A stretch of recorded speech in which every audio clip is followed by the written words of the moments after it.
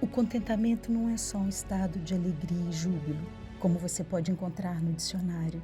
Na verdade, o contentamento é muito mais que isso, é uma expressão de suficiência. E a fonte do contentamento é uma comunhão íntima com Deus, todo-poderoso e todo-suficiente. Alguns dizem que o contentamento é uma joia rara do cristianismo. Nas palavras do apóstolo Paulo, ele é um produto de experiências ao longo de uma caminhada com Deus, da vivência do seu chamado. Mas eu gostaria de ter descoberto o contentamento há muito mais tempo. Mas eu posso dizer para vocês que ao longo dessa caminhada, eu descobri o contentamento há 2 anos atrás. E você pode dizer como é que pode viver tanto tempo com Cristo, falar dele, pregar, fazer programa e não ser contente? Não, não, não. Claro que eu era. Vivi episódios de contentamento e outros momentos da minha vida.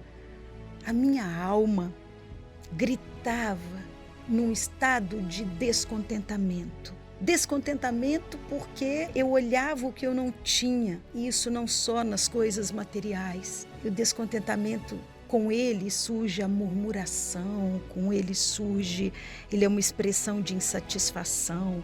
Isso gera pessimismo, ingratidão, egocentrismo, desânimo, endurecimento, engano, e talvez eu prosseguisse com essa lista. Eu sei que o estado de descontentamento é um estado que, infelizmente, tem movido nesse tempo a nossa sociedade.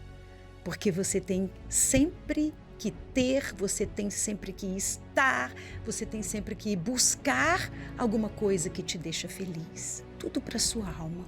É claro que nesses períodos eu continuava orando, eu trabalhava, pedia a Deus para limpar minha mente, me purificar, alguns jejuns, aquelas coisas, você pensa assim, pronto, foi embora, passou. Isso não é uma questão de liberta-se do descontentamento.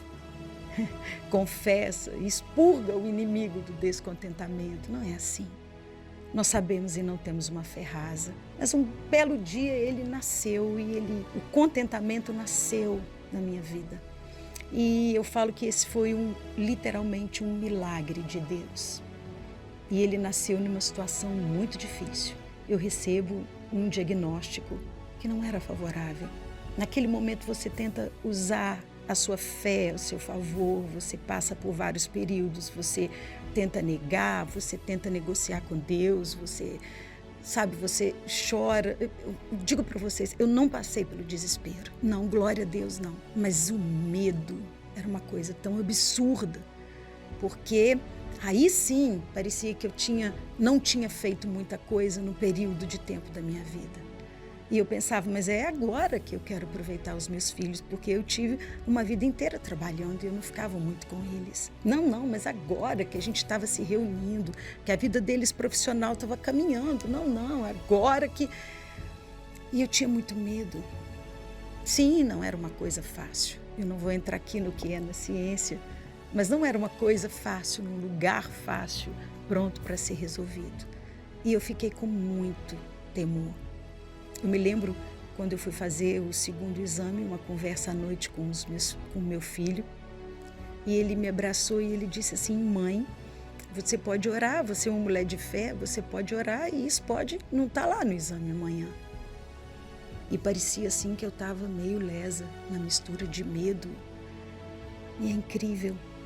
Mas no dia seguinte eu fiz o exame e estava lá, estava tudo lá. E aí, quando eu me lembro de ter voltado dessa viagem, eu estava bastante entristecida, mas o estado que eu me lembro mais era aquele medo, era aquele pânico, era muito engraçado. Eu não conseguia ter noite boa de sono. E aí você começa a arquitetar os seus planos. Os seus planos, talvez a melhor forma de que você pensa que você tem para viver. E eu pensei, poxa, quem sabe agora eu paro de trabalhar, quem sabe eu vou ficar um tempo na casa de cada filho, quem sabe eu posso passar mais tempo com meus pais, quem sabe eu deixo isso. Você fica querendo pensar em aproveitar o tempo como se você não estivesse aproveitando, como se você não estivesse fazendo as coisas certas. Mas glória a Deus pelo Espírito Santo e por muitos irmãos que oraram. Sabe, às vezes você pode não ter a resposta que você espera exatamente, aquela que você planeja, aquele que é o lógico, sabe? Isso não tem nada a ver com pede com fé que ele vai dar, bate na porta tantas vezes. Muita gente estava orando para mim. Muita gente estava me cobrindo de oração, jejuando quando eu não conseguia, subindo aos montes ou nos vales orando. E um dia, voltando do meu trabalho, pouco menos de um mês do resultado do exame, eu não queria nem falar a respeito, eu tinha me comprometido a levar a palavra numa igreja em outra cidade, e eu saí e disse, Senhor, eu não devia ter pego isso. Porque quando eu aceitei, foram com 2 meses de antecedência, agora está aí, está na porta. E eu literalmente não sei o que fazer. E eu não sei o que falar. Eu não sei se eu estou pronta para poder falar alguma coisa num culto de família. Porque eu não sei quais serão as minhas decisões ou qual rumo que eu vou dar na minha vida. Mas naquele dia, cerca de 16 horas e 15 minutos daquele final do mês de julho, eu ouvi do Senhor fé para prosseguir e coragem para avançar. Eu preguei sobre esse tema humano e essa palavra saía assim de dentro de mim, porque eu tinha ouvido do amado. E eu comecei então a estudar o que era ter coragem, o que era ter coragem para avançar. Ou seja, eu tinha que continuar no caminho, eu tinha que continuar com a minha fé, mas eu tinha que avançar, apesar da insegurança, apesar dos pensamentos, apesar do diagnóstico, coragem não significava ausência de medo, mas significava que eu iria avançar, mesmo com medo. Só que junto com isso, nasceu um sentimento de quietude quando eu ouvi a voz de Deus e Ele me deu um norte. Ele me acalmou. Ele me acalmou. E eu comecei a dormir direito. Eu simplesmente decidi, eu não vou mudar o curso da minha vida, porque, sabe, eu descobri que eu sou feliz. Eu sou feliz com os meus bichinhos, eu sou feliz vivendo no interior, eu sou feliz no meu trabalho. E eu quero viver fazendo o que eu faço. É isso. E naquele mês, eu comecei a experimentar, e a partir dali, um estado de contentamento e gratidão incríveis.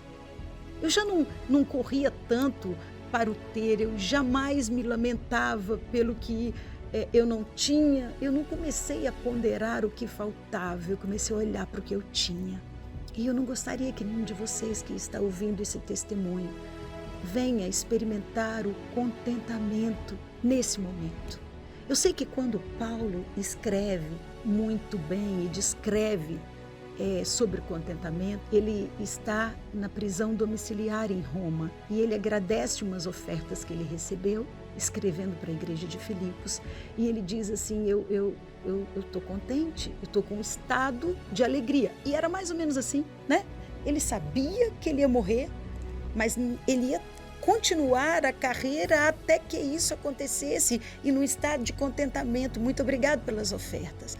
Vocês serão abençoados pela generosidade, mas eu estou muito feliz, mas eu sei ficar contente em qualquer situação. E aí eu quero dizer para vocês, existe cura quando você descobre o contentamento. Ao invés de insatisfação, ao invés de coração duro, ao invés de amargura, você tem paz, você tem alegria, você louva, você fica muito mais amável com as pessoas, você desenvolve uma gratidão a Deus abundante por cada um dia que você vive, é incrível. Você fica mais paciente, você descansa na bondade e na benignidade do Pai. Eu diria que contentamento é verdadeiramente a felicidade cristã. O Senhor é o meu pastor, nada me faltará. Ele me faz repousar em pastos verdejantes. Leva-me para junto das águas de descanso e refrigera minha alma. Guia-me pelas veredas da justiça, por amor do seu nome. Ainda que eu ande pelo vale da sombra da morte, não temerei mal nenhum, porque tu estás comigo. O teu bordão e o teu cajado me consolam. Preparas uma mesa na presença dos meus adversários, unges a minha cabeça com óleo, meu cálice transborda. Bondade e misericórdia certamente me seguirão todos os dias da minha vida, e habitarei na casa do Senhor para todo sempre.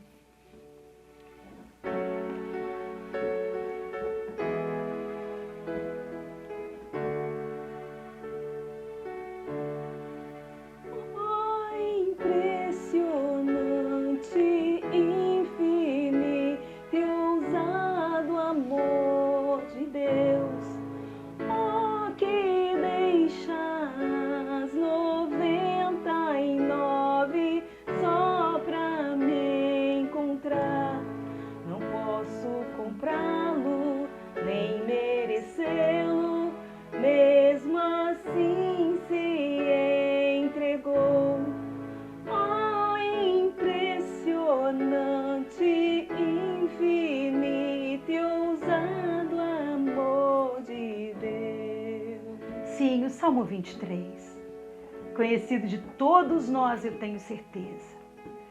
Ele vem falar da total suficiência nossa em Cristo. Se preferirem, pelo Velho Testamento ainda, em Deus.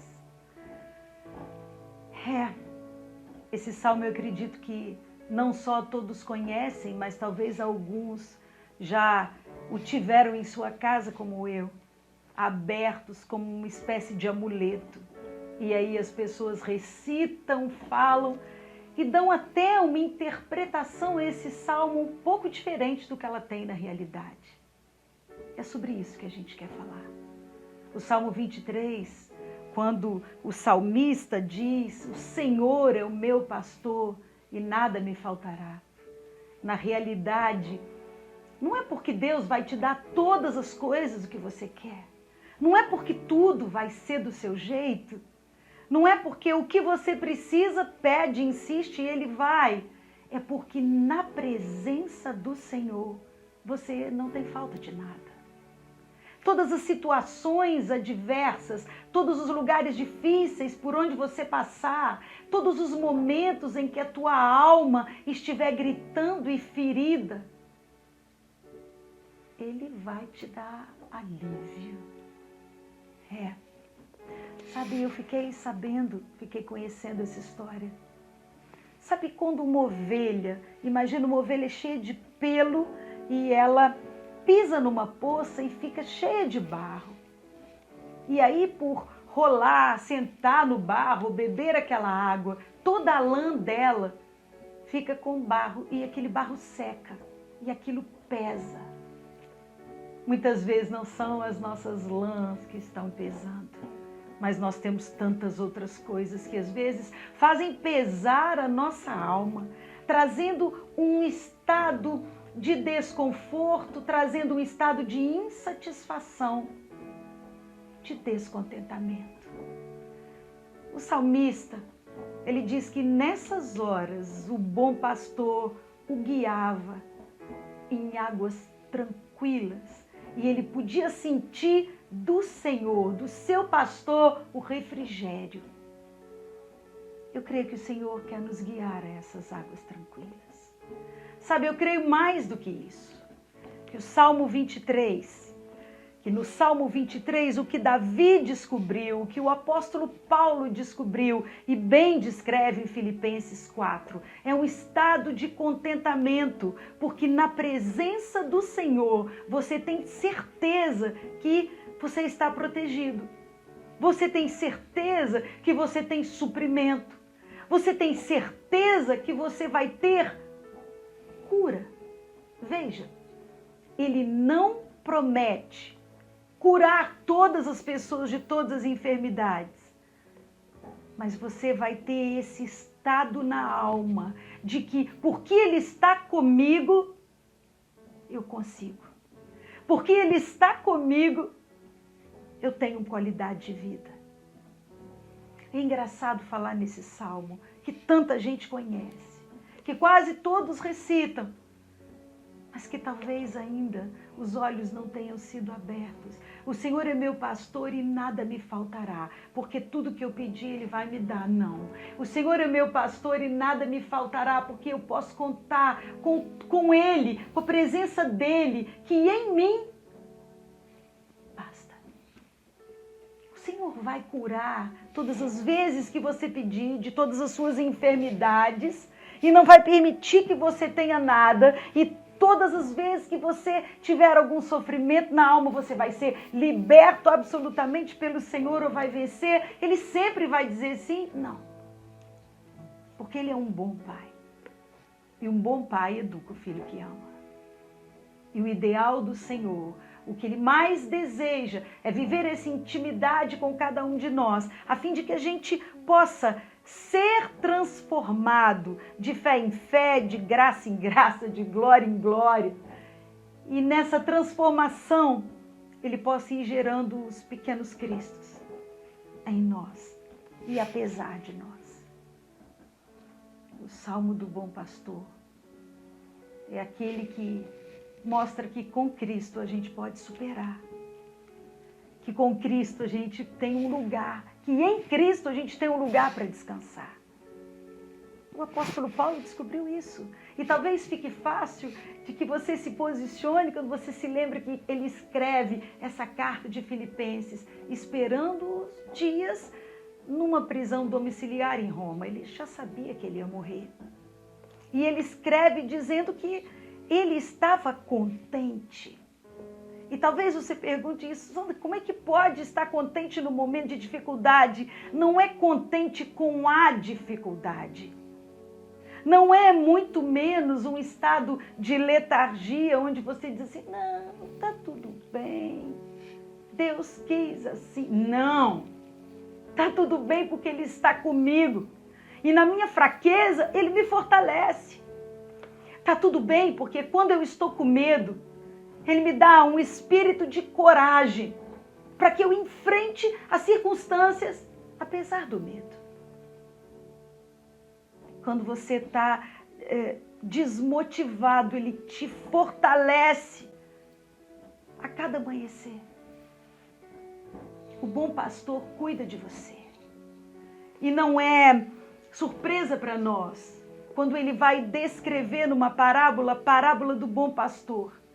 E Ele vai dizer que o bom pastor deixa as 99 ovelhas para ir atrás de uma que tinha perdido. O Salmo também diz isso, que o cajado de Deus, a vara de Deus, ela te guia quando você não sabe que decisão tomar. Às vezes Ele está quieto, está sem falar um tempão. E muitas pessoas falam, o Senhor falou comigo, o Senhor falou comigo. Você pensa assim, poxa, fala com todo mundo, menos comigo. Mas Ele te dá a direção. Creia nesse bom pastor e no que Ele tem para fazer na sua vida. E esse estado de contentamento, sabe, queridos, tem tirado tantas pessoas da rota. Tem tirado o estado de descontentamento parece um mal desse tempo. Porque escreveram que a felicidade tem uma forma. Escreveram que a felicidade, ela tem, para que você a tenha, você precisa de algumas coisas, você precisa ter coisas novas, você precisa comprar coisas bonitas, você precisa aparecer de tantas formas. Não é esse o retrato da felicidade. A felicidade no Senhor é você estar satisfeito com o que você tem. É você estar contente. Davi descobriu isso. Paulo descobriu isso. E eu creio que o Espírito Santo quer que cada um de vocês descubra esse sentimento de contentamento. Sabe, queridos, quando a gente descansa nele, a gente só descansa quando a gente confia. E a gente só confia, ou mais confia, quanto mais a gente conhece. Por isso, Quem experimentou uma vida de intimidade com Deus descobriu no contentamento uma razão para ser feliz, independente do cenário. Uma razão para ter paz, porque consegue descansar. É como se o pai falasse com você: está cansado, descansa. Eu cuido de você. E para aquele que está perdido, ele não deixa, está perdido, fica assim, ele vai. O bom pastor vai e traz no colo. Talvez você precise desse abraço. Talvez você precise experimentar esse colo. E eu creio que sim. O que eu posso dizer para vocês é que ao invés de olhar para aquilo que te falta, porque sempre vai faltar alguma coisa, vocês concordam comigo? Sempre alguma coisa vai estar faltando. Em Cristo, na intimidade com Ele, guiada por esse pastor, há uma gratidão enorme. Porque ao invés de você olhar a uma mudança de mente, ao invés de você olhar para aquilo que te falta, você passa a olhar para aquilo que você tem. Você passa a olhar e ser grato por aquilo que você tem. E eu descobri que o descontentamento, ele traz tantos sentimentos pesados, por isso que ele deprime. Porque você luta por um ideal e até quando você parece conseguir aquilo, ao invés de você reter e ficar feliz, não, você começa já a pensar em outra coisa. Nem dá tempo de ser feliz com aquilo que você queria. Muitos sentimentos. Muitas vezes um sentimento de inveja, muitas vezes um sentimento competitivo, muitas vezes a avareza. Eu não vim falar de coisas ruins, eu quero falar que o Salmo fala de contentamento. E quando você está contente, esse estado de plenitude, que nós só temos em Cristo Jesus, ele se manifesta na sua vida. Uau! E é isso. Aí você sente amor, você sente gratidão, você fica mais paciente. Parece que as coisas boas atraem. Elas vêm para você, por quê? Porque você é grato e está contente em qualquer situação. A Bíblia Mensagem tem uma tradução desse salmo de uma forma muito linda, muito íntima. Onde o salmista termina dizendo que Jesus é a solução para a nossa vida, porque Ele está por perto e ficar na presença de Deus é muito bom, é tudo de bom. A plenitude de vida. A tradução que diz bondade e misericórdia do Senhor me acompanharão durante todos os meus dias. Na verdade, Eugene Peterson, ele traduz isso de uma forma muito linda e amorosa. Na presença do amado, eu tenho tudo. Eu tenho tudo que eu preciso para ser feliz. Quem diz que tudo que eu quero é o que me faz feliz?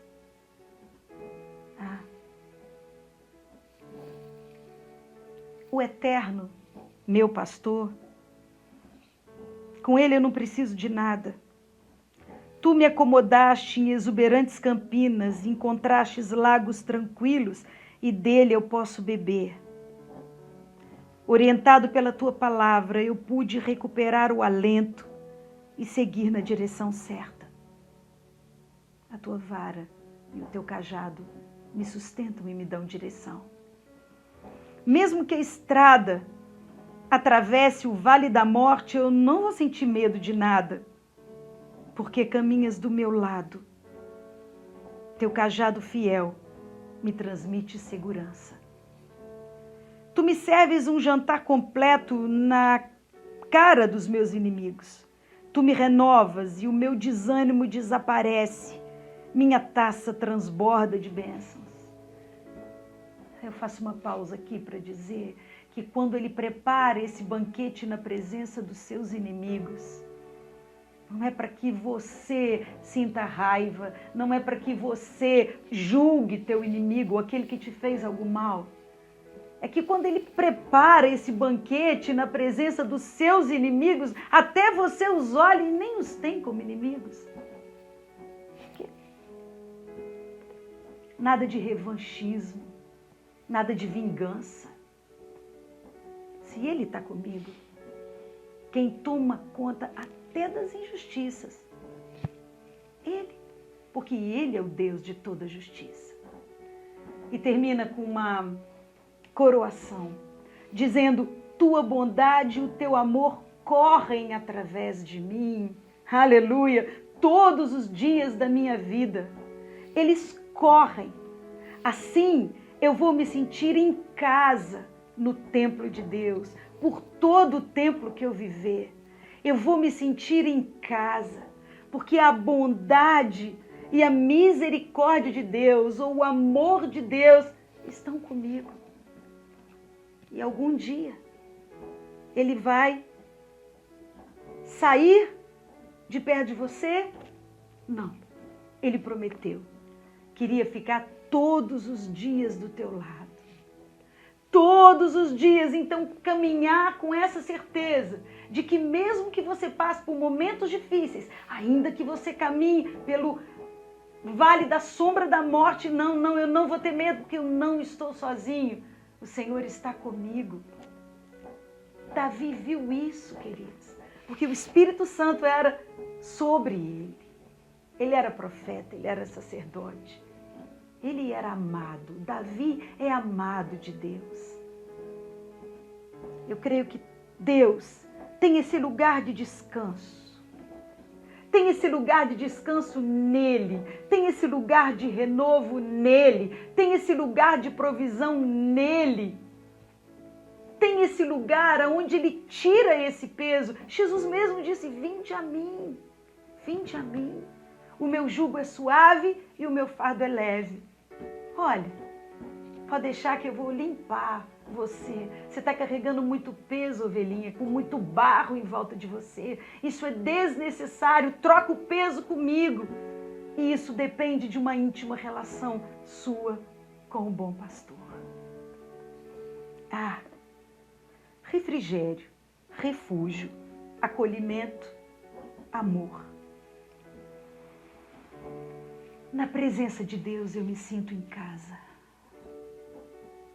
Na presença de Deus eu experimento a bondade, o amor, a segurança. Ainda que eu passe pelo vale da sombra e da morte.